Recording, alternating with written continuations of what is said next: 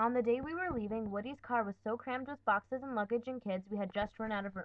Mama had to sell this china. One of the dealers offered her $15 for it. She said it was a full setting for 12 and worth at least 200. He said 15 was his top price. Mama started to quiver. Her eyes blazed up at him. She had been packing all night and trying to calm down Granny, who didn't understand why we were moving again and what all the rush was about.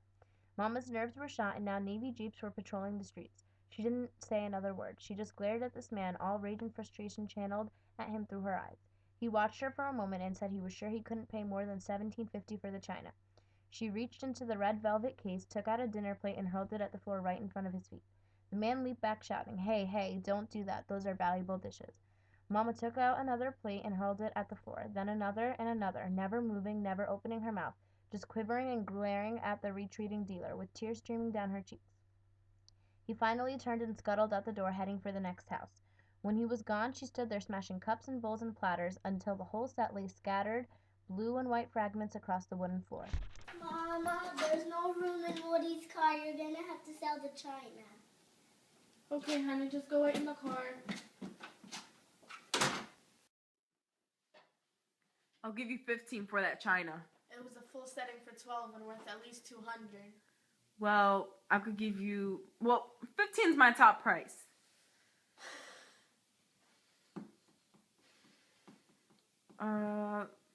Listen, the most I could give you is $17.50 for that china.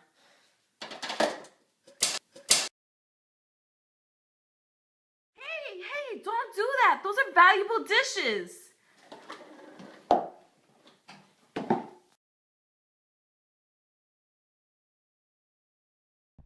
I would listen to the stories and I would crinkle, and this was both odd and confusing to me, because ever since we'd arrived, the outside world had loomed in my imagination as some place inaccessible yet wonderfully desirable.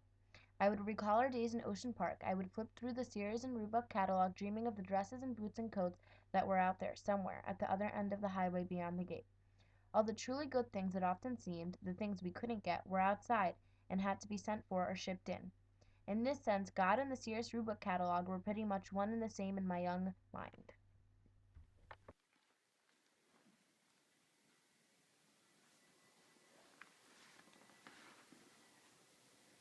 Oh, those boots are cool.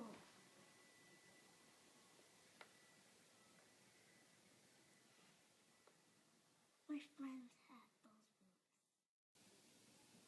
boots. Oh, I wish I can have these things, but I can't because I'm different.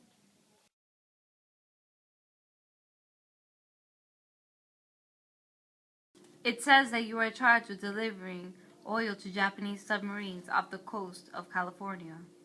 That is not true. What were you carrying in 50-gallon drums 10 miles from home? Chum. Chum? Fish guts.